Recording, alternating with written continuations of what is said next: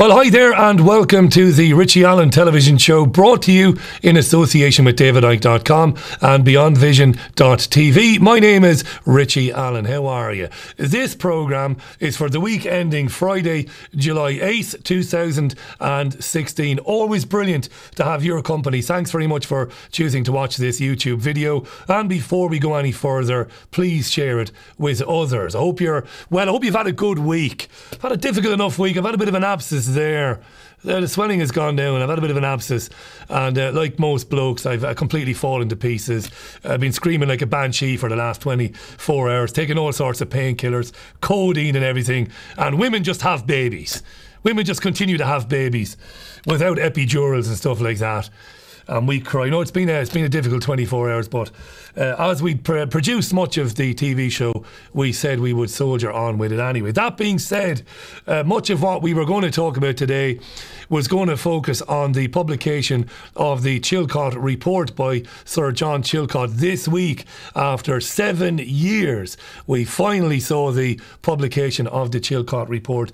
But as Hayden is going to join me now to talk about, there's been a big breaking news story happening overnight. In fact, when I got up early this morning to put the final touches to this programme, we learned that gunmen have shot and killed 5 police officers during a protest in Dallas, Texas, against the protest against the recent police shootings of black men. 3 suspects are in custody apparently, and 1 is dead according to media reports there. Now, of course, you'll be getting this programme in the early afternoon British summertime, but we're obviously a few hours behind that, so forgive us if things have developed further after or around about the time you see this programme. Gunfire broke out apparently around 8:45 local time on Thursday evening in Dallas as demonstrators marched through the city. Black Lives Matter is one protest group, but there were lots of different demonstrators apparently. The protests were sparked by the deaths of Philando Castile in Minnesota and Alton Sterling in Louisiana. We're going to talk about those in a minute. Now, the media are saying that the Dallas attacks marked the deadliest toll on US law enforcement officers since the September the 11th attacks in 2001. Hayden, jump in with me for a minute. This is developing this. We understand, we only learned in the last few minutes that one of these guys is dead and the other guys are in custody. So apparently there are 4 guys involved, but because this is still going on, it could change by the time people see this. Yeah. We know at the moment there were 4 shooters at this point in time. 3 are in custody. 1 allegedly shot himself.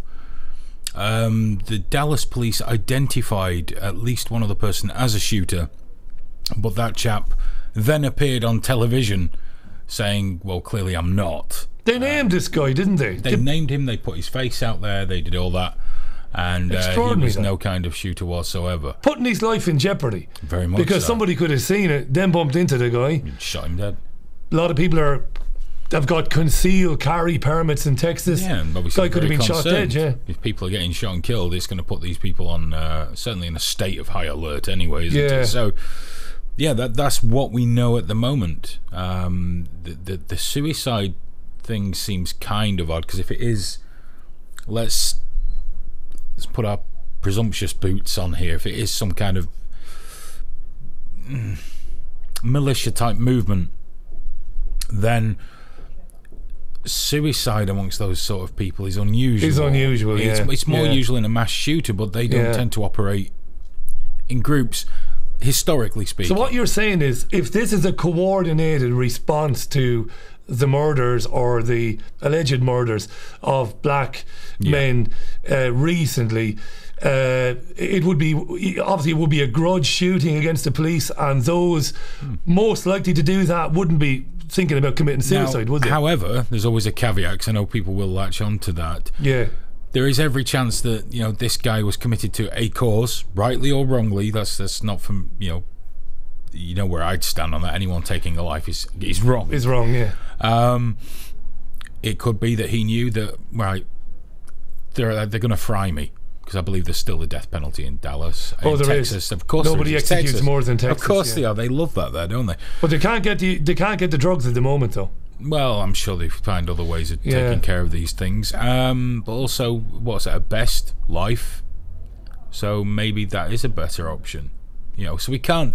It does seem strange, but then again, if you look at it from that point of view, you say, okay, maybe certainly, taking the bullets better. You and I are in complete agreement. It's at this stage, it's way too early to be talking about why it happened or why it didn't happen. It's just theories at this point in time. It's nothing more than opinion-based theory. We don't have an inside line. We only have the information that everybody else has. What we do know is, my friend, is that those who campaign strongly for organisations like the National Rifle Association and other groups like that, and those who would be pro gun ownership, they will point to the US President Barack Obama, who said this. Well, first of all, he said, we're horrified. There's no possible justification for these attacks. There's never any justification for murder, of course. I would agree with him there. But there's a but. We'll get to that in a minute. He went on to say, Obama, and I quote, we also know that when people are armed with powerful weapons, it makes attacks like these more deadly and more tragic. And in the days ahead, we are all going to have to consider those realities as well. That's what Obama said today. So while my friend and colleague Hayden Hewitt is quite right to point out that people making claims, well, Hayden hasn't pointed that out exactly, but I know he would go there, as I would. People making all sorts of claims already about why this has happened and who benefits from it. Way too early to do that, but we must acknowledge, at least I will acknowledge, that the timing of this is very interesting indeed, because we're going to talk about the shootings, the shooting dead of Alton Sterling and Philando Castile. We're first of all going to play. We're going to dispense with that clip, Hayden, that clip of the shootings in Dallas. We won't use that because it's going to be old by the time people see it. I probably shouldn't have given you that. We're going to play the clip we have of the deaths of Alton Sterling. What I will say before we show you this is, we know that a lot of our viewers watch this online, and they do watch it on smart TVs as well. And when you do watch it on smart TVs, there might be youngsters in the room. So at this point, I'm telling you, what you're going to see in the next few minutes is not for the eyes of children. So you've been given that warning. Let's have a look at the Alton Sterling clip, Hayden.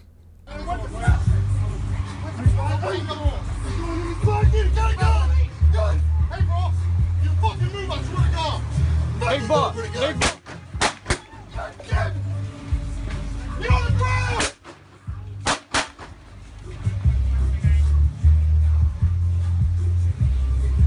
What's that for, man? 16 19 shots fired. Shots fired. Fuck.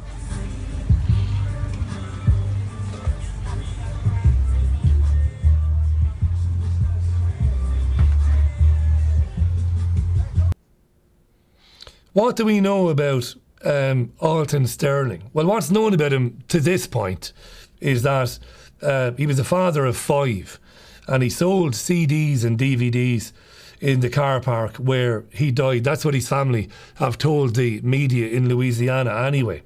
If you asked Alton for the shirt off his back, he'd give it to you. His aunt told the Advocate newspaper. He's a very generous guy.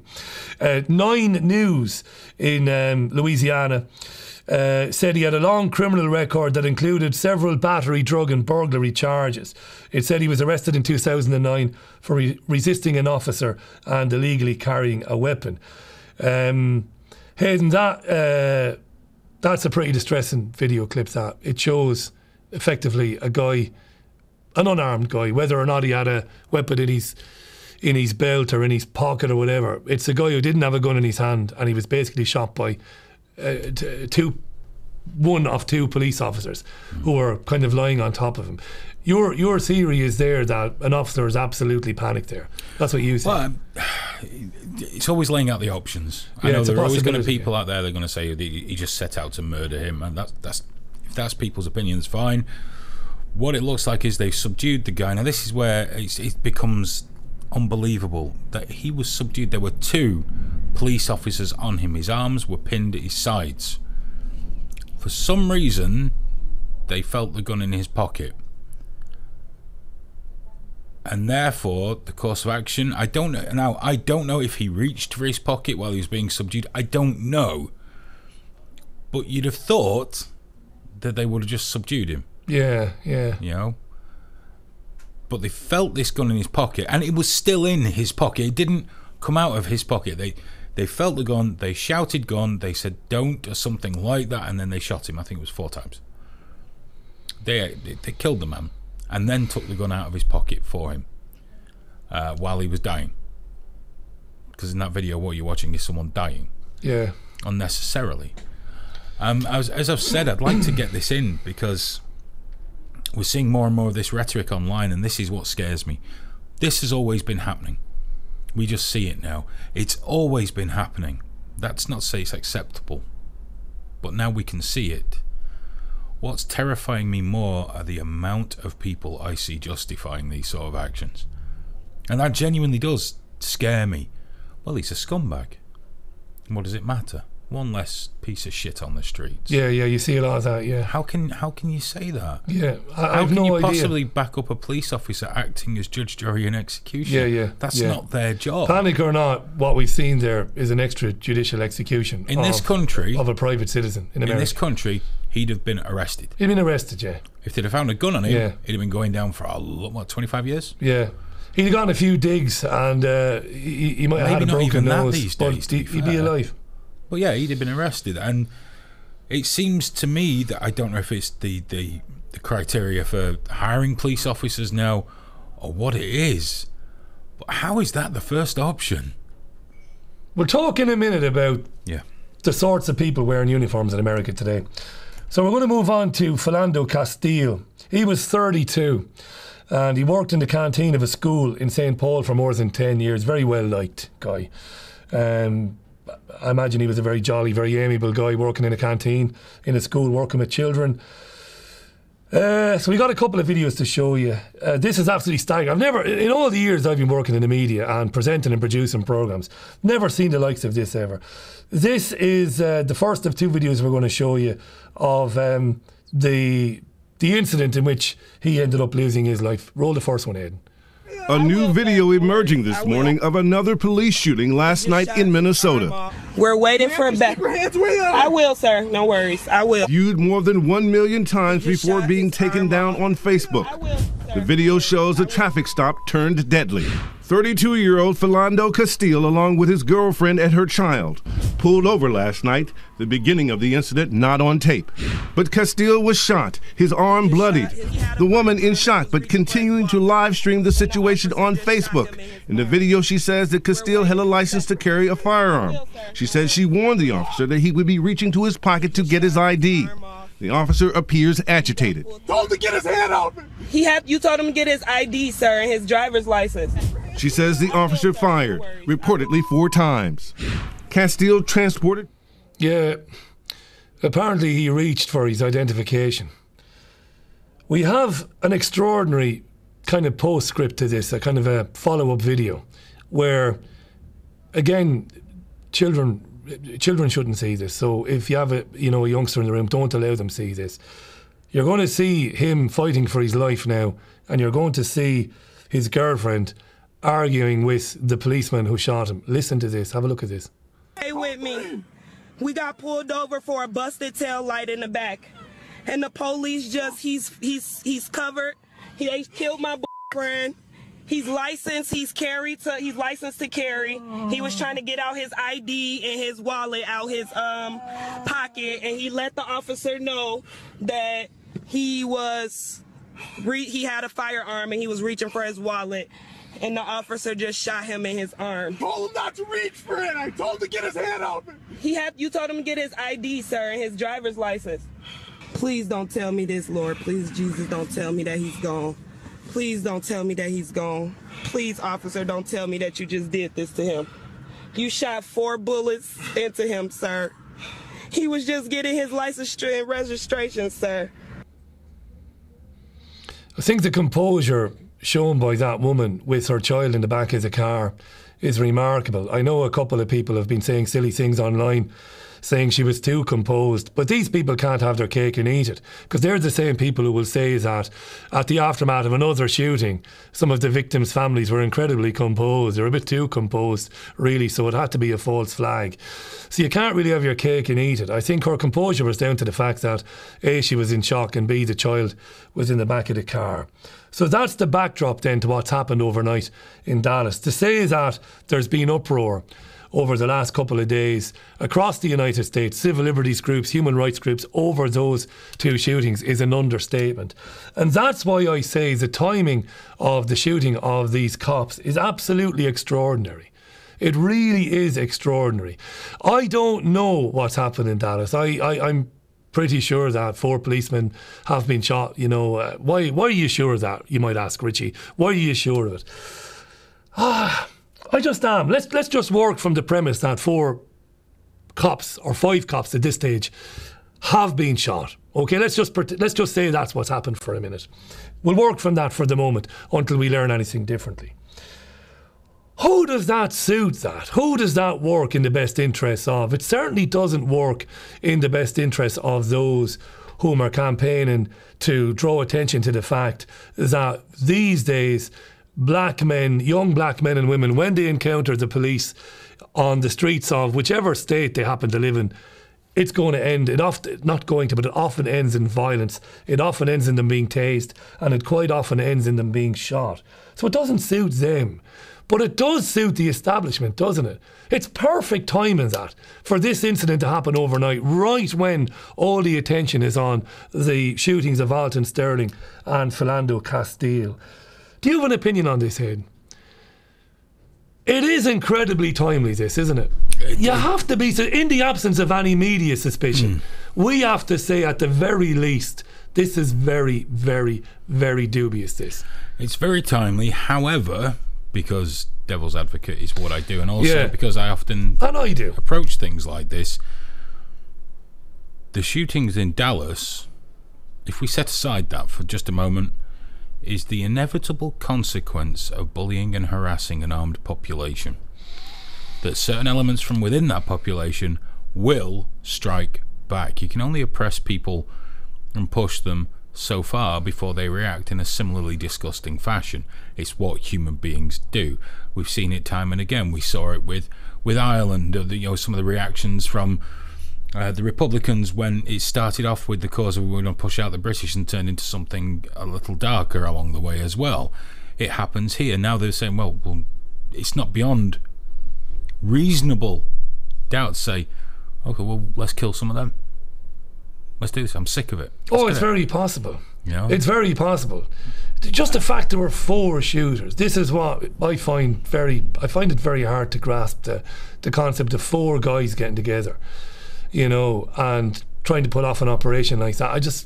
I find it very strange. And what I know is we're going to get one story, and it's going to be broadcast by all the news networks involved, and there won't be any such questions. I mean, it is incumbent on the media of the day to at least throw that into the mix, to say this is incredible timing, really, in respect of the what's happened to Alton Sterling and Philando Castile. But of course they won't. We'll know more when they tell us who they are, or who they think they are, these shooters, and what their backgrounds are. 3 of them in custody, 1 of them dead, and what their backgrounds are, and what sort of movements they might have been involved in.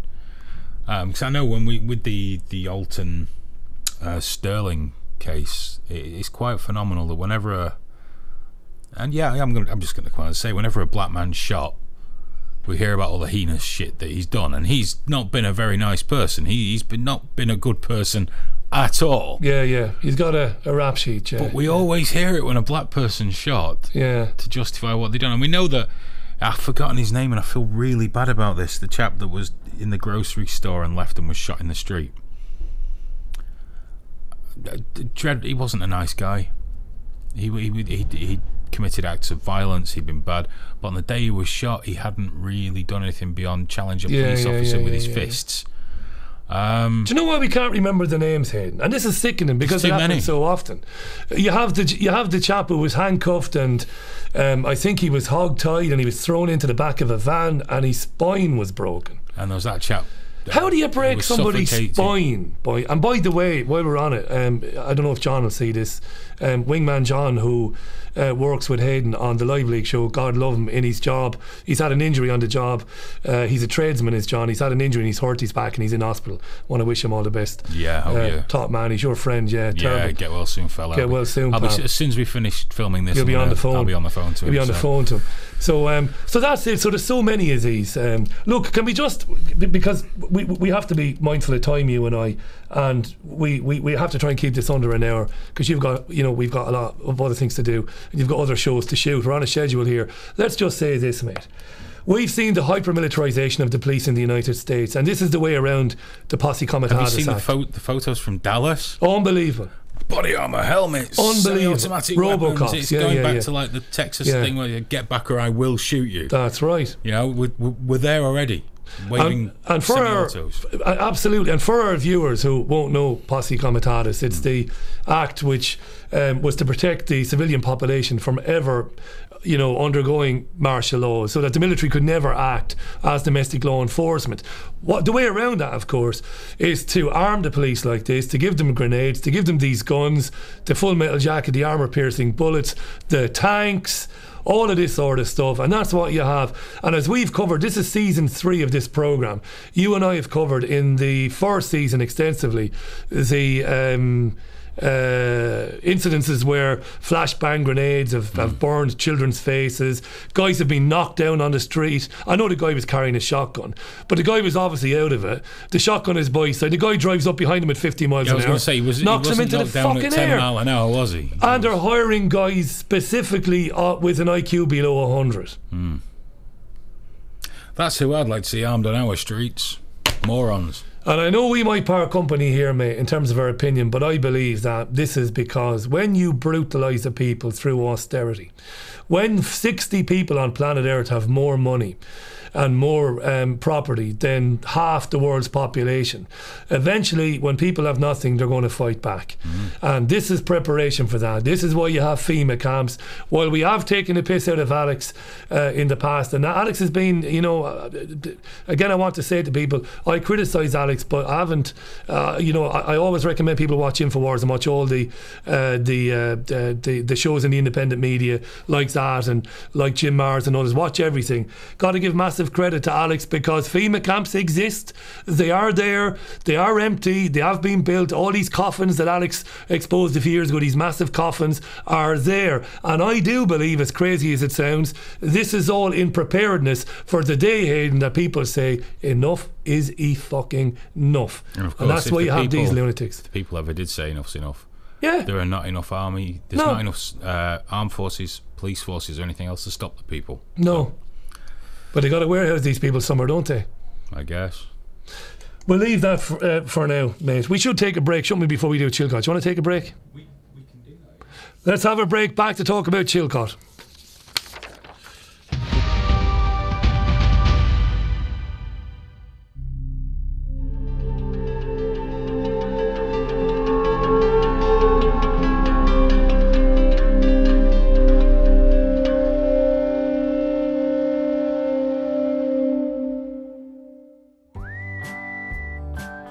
Here at Accounts Direct, we understand that, as a small business owner, it's all too easy to find yourself up to your neck in, something this colour.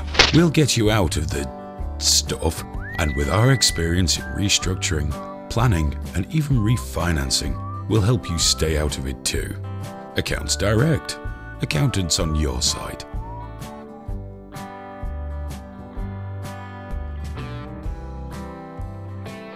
Said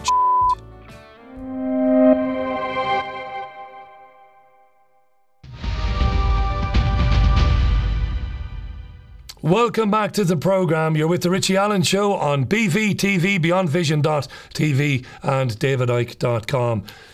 The boy is in Australia and New Zealand over the next 6-7 weeks. He's in Perth tomorrow. It's sold out. It's going to be absolutely fantastic. For tickets for the other events on the David Icke Worldwide Wake Up Tour, just go to davidicke.com or the worldwidewakeup.com. It's great. I saw it on the Isle of Wight a few weeks back. 10 hours. It's shocking. It's insightful. It's incisive. It's entertaining at times. It's revealing, and it's very uplifting as well. Watch the Live Leak show every Thursday at 9:30 p.m. Did I say that right? Aidan Hewitt, 9:30 on liveleak.com. There's nothing like it. Again, get well soon, John. Go to liveleak.com. You'll find the link for it every Thursday. And my radio show broadcasts Monday to Thursday and Sunday mornings. For all the details, go to richieallen.co.uk. This Wednesday, after 7 years, after £10.5 million of fees and nearly 2.5 million words, Sir John Chilcot finally published the Chilcot Inquiry. What was that? Well, it was an examination of the conduct of the British government, the military and the intelligence services in the run-up to the Iraq War, the Iraq War itself and the events after it right up until 2009 when British troops allegedly left Iraq. It was published. What did it say? What did it do? Well, first up, it didn't have any legal remit whatsoever. It couldn't make any legal recommendations, nor could it come to any legal conclusions. But it was interesting. Interesting what it did say. And it said quite a bit. But before we talk about what it did say, we have a couple of clips that we want to show you. Let's show you a couple of clips. On the Tuesday, on the eve of the report, Channel 4 News, no different than any other news network. It's an establishment propaganda news organisation like the rest of them. But to its credit, on Tuesday, Jon Snow interviewed Lord Admiral West, who told Snow that they had planned a year ahead, a year in advance, to invade Iraq. Look at this. In fact, I was, the year before this started, in 2002, I was the Commander-in-Chief of the fleet, the operational commander of the fleet. And in July of that year, I was told by someone very, very high up that we would be invading Iraq with the Americans. And I had a meeting with my fleet command team, and I said I want the Navy and Marines ready for war in the Northern Gulf, because I had no idea of what the operation was going to be, by the 31st of December this year. That was 2002. How high does very, very high up get? It wasn't the first sea. It wasn't the first Sea Lord, and it wasn't as high as you can get, but it was very high up. That's all I'm willing to say, really. Right. And I knew, for example, we would need mine countermeasures vessels, and I said, right, we'll sail them after the summer leave because they take longer to get there. The excuse we'll use is they're doing exercises.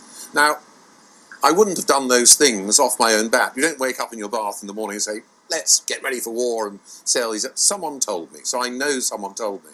Now, I'm sure in Chilcot... So we're talking about a chronology which is much, much earlier than this whole... the idea of going to the UN, getting sort of all sorts of sanctions and... Absolutely, but I'm sure the answer from people will be, well, until you actually make the decision, it's all very well, you're getting ready for it, everything else. But it was more than that, I felt. I certainly felt it was more than that. So when in August, late August, the First Sea Lord left and I went and relieved him, and I then moved into the First Sea Lord, so I was in the corridors of power, I was able to see what was going on, and there were discussions about, would we be going... the Army, for example, wanted to order kit and weren't allowed to. But let's cut to the chase. I mean, what you're really saying is that Tony Blair had decided we were going to invade Iraq, and he knew when. You didn't know exactly when, but you knew something was cooking. I don't think they knew when, but I think the intention was to invade Iraq. He wasn't asked to give evidence to the Chilcot Inquiry. Ask yourself why. Have a look at this memo. This speaks to exactly what Lord Admiral West just said there. The whatever memo, I will be with you, whatever. But now it's the time to assess bluntly the difficulties, the planning on this and the strategy are the toughest yet. This is not Kosovo or Afghanistan, blah, blah, blah. In his press conference later on, Blair would say that there were caveats on it. there were caveats on whatever. We'll get to this in a minute. Before we do, though, the main points that came out of the inquiry were, and I've got them here, the UK chose to join the invasion before all peaceful options for disarmament had been exhausted. That's pretty damning, that.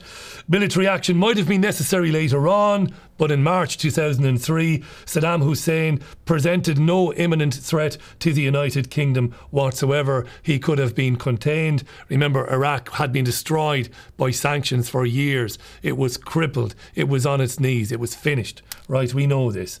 28th of July, the whatever memo, we just saw that there. Intelligence had not established beyond doubt that he had weapons of mass destruction or was continuing to develop them. There was no proof of this. In fact, weapons inspectors, we'll hear about this in a minute, had said that they weren't finding anything and they needed more time. Policy on Iraq was based on flawed intelligence assessments.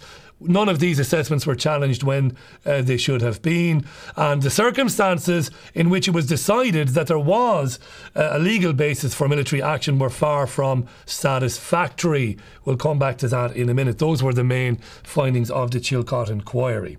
So when Blair gave a press conference on Wednesday after the publication of the report, which goes, it was like 6 or 7 volumes, it's like War and Peace times 10, it was like 2.5 million words.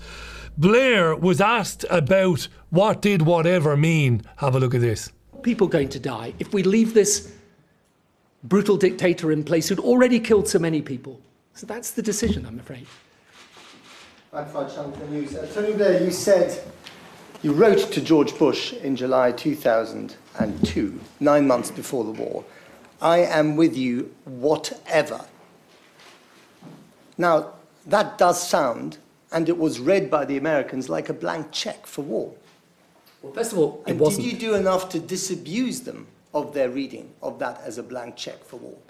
First of all, by the way, as the correspondence not least between Colin Powell and Jack Straw makes clear, they didn't read it in that way. Neither could they have, because in July 2002, the whole purpose of my intervention with the president was to get him to go down the UN route. So after July 2002 comes November's UN resolution. Has Saddam complied with the UN resolution? That would have been the end of the matter. He didn't. But it was absolutely clear, and by the way, I think it's clear, I think even the words that continue after that statement in the memorandum, I think there is then a but, and I then explain all the difficulties and why this isn't like Kosovo and Afghanistan, why we have to proceed with enormous care. And the whole purpose of what I was doing was making it clear I was going to be with the Americans in dealing with this. That was absolutely clear. I said this in evidence to the inquiry, but we needed to go down the UN route. But the but was never, "I will withdraw my support if you don't go along with these conditions." No, the but was, but we have to go down the UN route. So if we don't go down the UN route, I'm not in a position where I can support this. Can I talk about the binary decision you said that you had to make on the 18th of March 2003, Radio MITV News? Now, I know you've seen much of this over the last couple of days, and you might have Chilcot fatigue at this stage, but we're going to talk about things that you have not heard in the mainstream media over the last couple of days. First of all, it was incumbent right there on every journalist in that room to call Blair a liar, and a pathological one at that, because there was never a caveat in that memo. Never the line, for example, we'll withdraw our support for you, George W. Bush, unless we get that second resolution, unless we can confirm that the guy is in material breach of the resolutions. But of course he wasn't. In November 2002 and in March 2003, he wasn't in breach of any of those resolutions. These are more lies. The inspectors were saying at the time, and I could have bored you to death and I could have bored Hayden to death today with any number of videos from the Associated Press archives of Hans Blix and others saying, "Oh, we're not finding nothing. We need more time." Yes, there's some obfuscation going on. There's some dicking around going on with the Iraqi army, but by and large, we can't find anything. The reason why Saddam wasn't in breach of anything is because he had nothing. Everything he had had been destroyed 12 years before the war back in 1991. 12 years before 2003. Let's hear Chief UN Weapons Inspector Scott Ritter, who along with Hans Blix and others were trying to find weapons of mass destruction. This is Scott Ritter. When those powers that be acknowledged that there are no weapons of mass destruction in Iraq, that there were no weapons of mass destruction in Iraq, that all weapons of mass destruction in Iraq had been destroyed since the summer of 1991, and that no effort had been undertaken by Iraq to reconstitute any aspect of its program since that time, and that this fact was known by the United Nations inspectors and the U.S. Intelligence Committee, that young lady's question becomes all the more relevant. Why are we still in Iraq? Because it had nothing to do with weapons of mass destruction ever. It was never about the weapons. It was about getting rid of Saddam Hussein. Now, why is this important? You see, so Tony Blair saying we believe the intelligence, it's not our fault, and Tony Blair saying I would do it again. I'm really sorry for the victims' families, the soldiers' families, and all the 2 million people that have died in Iraq since, but we went with the intelligence. He's lying, and this is why you don't have a fucking media in this country. They should be playing this sort of stuff for you, reminding you that it was widely known that he had nothing since 1991. And we're going to get into the Scott report maybe a bit later on, maybe we won't. Because anything he did have, as my friend and colleague Hayden Hewitt will tell you, anything he did have was sold to him by this government. Not only to bomb the shit out of his next door neighbour Iran, but also to attack the Kurds with. So he knew what he had and what he didn't have anyway. They had nothing. So why did Tony Blair lie to Attorney General Goldsmith then, when Goldsmith came back to him and said, can you prove that Saddam Hussein, or do you know that Saddam Hussein is in material breach of Resolution 1441? Listen to this from John Chilcott himself on Wednesday. This is the most vital part of his 40-minute speech on Wednesday. Play this, Hayden. This is amazing. Took military action. Without evidence of major new Iraqi violations or reports from the inspectors that Iraq was failing to cooperate and they could not carry out their task, most members of the Security Council could not be convinced that peaceful options to disarm Iraq had been exhausted and that military action was, therefore, justified. Mr. Blair and Mr. Straw blamed France for the impasse in the UN and claimed that the UK government was acting on behalf of the international community to uphold the authority of the Security Council. In the absence of a majority in support of military action, we consider that the UK was, in fact, undermining the Security Council's authority. Second, the inquiry has not expressed a view on whether military action was legal. That could, of course, only be resolved by a properly constituted and internationally recognised court. So I've mixed my clips up there, but don't worry. Don't worry about that. We'll come to the clip I was talking about in a second. So the Security Council members then, they didn't believe that peace was off the table. There was no evidence that Saddam was in breach. So you have a big problem, an impasse as he called it, at the United Nations. But the UK was undermining the United Nations and the Security Council. These are wonderful ways of saying that massive conspiracy, pathological lies and conspiracy to commit mass murder and genocide was going on all at the same time. Again, Chilcott said the inspectors weren't claiming they were being prevented from doing their job. They weren't finding anything. So in January 2003, the Attorney General told Blair another resolution would be necessary for a legal basis for military action. So January 2003, 2003, Goldsmith says it's not legal without another resolution, right? Very important, this. But in mid-February, he changed his mind inexplicably and said that a case could be made that Resolution 1441 was enough on its own. Why? Why did he make that conclusion? And then Goldsmith did this, and this is what I was talking about earlier on when I mixed the clips up. Listen to this. On March the 14th, he asked Mr. Blair to confirm that Iraq had committed further material breaches as specified in Resolution 1441. Mr. Blair did so the next day. However, the precise basis on which Mr. Blair made that decision is not clear. Given the gravity of the decision, Lord Goldsmith should have been asked to provide written advice explaining how, in the absence of a majority in the Security Council, Mr. Blair could take that decision. This is one of a number of... So how Blair could reach that conclusion is unclear, concludes Chilcott. Basically, Goldsmith says to him on the 14th, was it? Is he in material breach? Blair comes back to him the following day and says he is.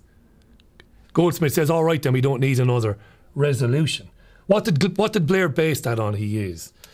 Well, it's very clear, isn't it? The decision, as we learned earlier on from Lord Admiral West, had been made over a year ago. It was war come hell or high water.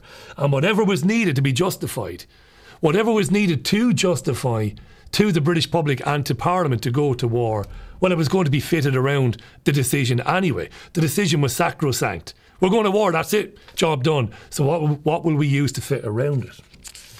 Incredible.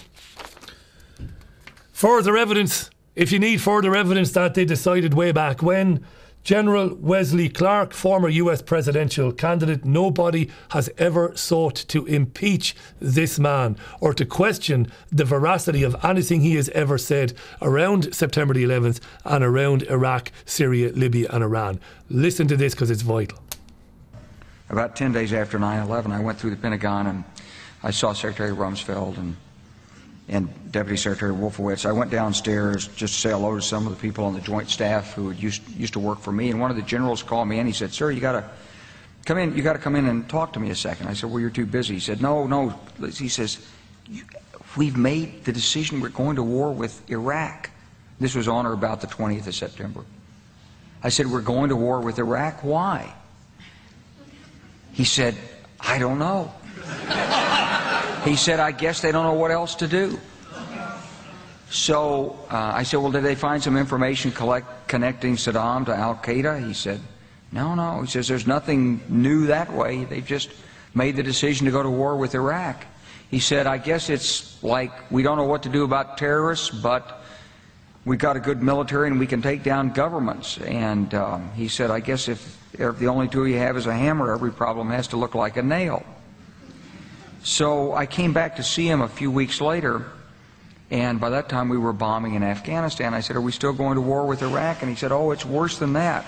He said, he reached over on his desk, he picked up a piece of paper, and he said, I just got this down from upstairs, meaning the Secretary of Defense's office today, and he said, "This is a memo that describes how we're going to take out 7 countries in 5 years, starting with Iraq and then Syria, Lebanon, Libya, Somalia, Sudan, and finishing off Iran." So the whole point of putting you through all that again, even though, as I said, you're Chilcott fatigued up to the bloody neck, was because the contention by Tony Blair, Alistair Campbell and others that they regret the fact that the intelligence was flawed, that there were mistakes made around the series of weapons of mass destruction in 45 minutes and all of that, but that they were made with integrity. They were made honestly because they believed it. That could have been blown out of the water yesterday and all day Wednesday by the British media if it chose to do so. They knew from within hours of September the 11th happening, they knew that Iraq would be targeted for regime change and for destruction, as did Tony Blair. And it's a terrible thing to see Reg Keys, who I've interviewed several times on the radio, and some of the mothers and fathers of soldiers who were killed because they were under-equipped in Iraq. A disgusting thing, if ever there was one, to send any young man or woman into a war zone.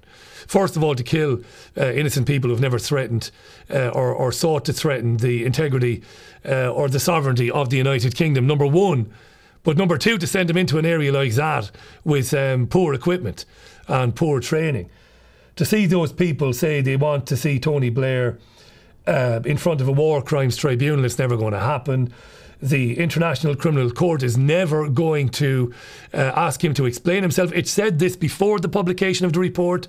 As George Galloway, whom we don't have a lot of time for on this particular programme, for good reasons, I'm not going to get into again here, but to be fair to Galloway, when he said the ICC is the court for black African military men, I think he put it like that.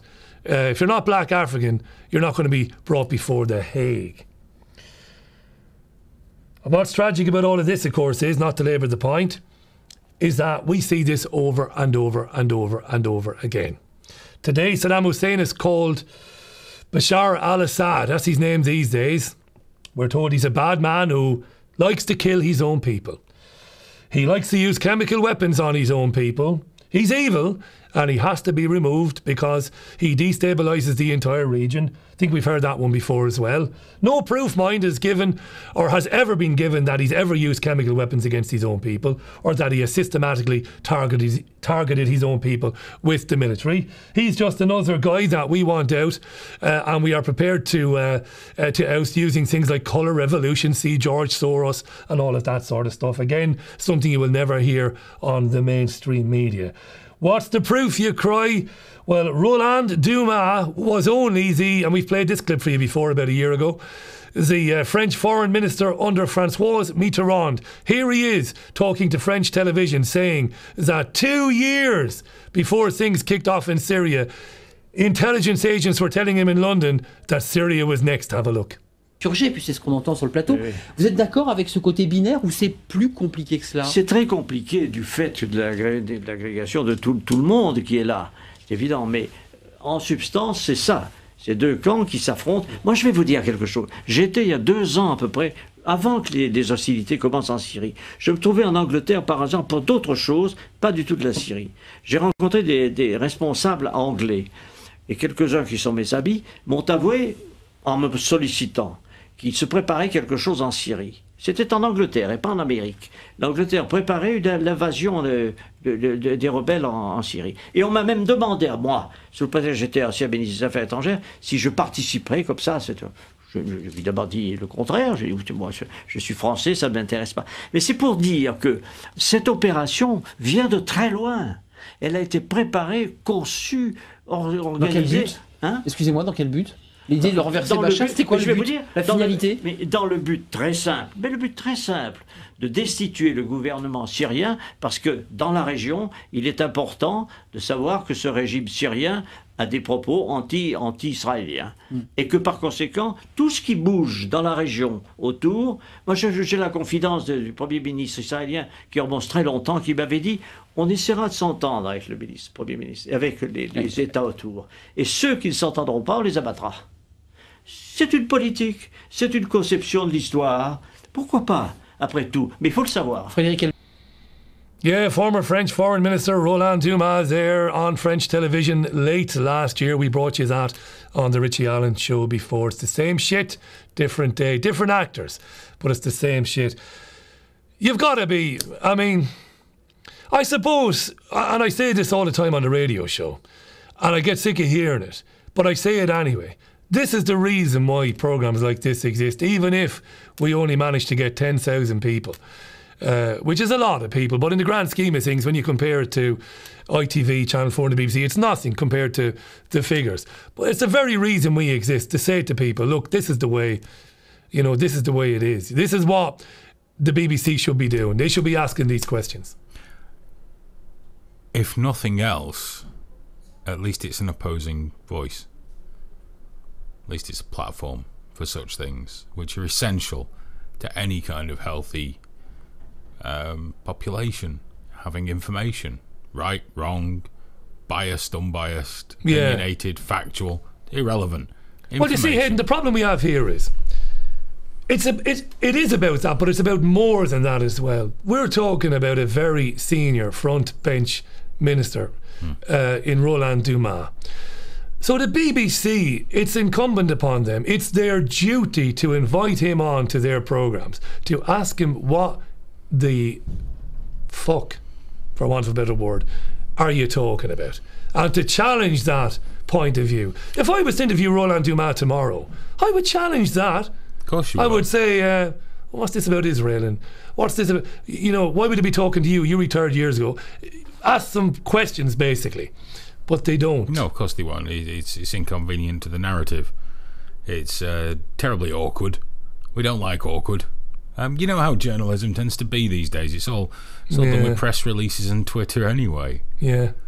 If there are any journalists out there who are offended by that comment, own it. Just suck it up, because with a lot of them that is the case. We see it all the time, regurgitated press releases, just lazy Twitter content they just plucked off there. It's never ending, riddled with inaccuracies and errors and poor research. And I genuinely pity any journalists out there now. I don't do a lot of interviews anymore, but I did one with a young chap who was at uni doing journalism, so that makes it worthwhile. And at the end he said, what tips have you got? I said, just try and be the journalist you think you should be. That's all. You're going to have to make a living. You're going to have to write about local pig competitions or plant potting and ignore anything important on occasion, but be the journalist you would like to think you could be. Wouldn't it be great if we had journalists like we used to, ones that really did stop prying around inconvenient stories? Just doesn't seem to happen now, does it? Well, look what happens to them. I mean, one that comes to mind straight away is the amazing Helen Thomas, who eventually was booted out of the... I think Helen Thomas might have passed away. I hope she hasn't. But she was the woman who used to ask serious questions at White House press briefings about, about the lies being told about weapons of mass destruction in Libya and Iran and stuff like that. Serious questions. But what happens these days is those journalists are black. We see it in football, Aidan. Yeah.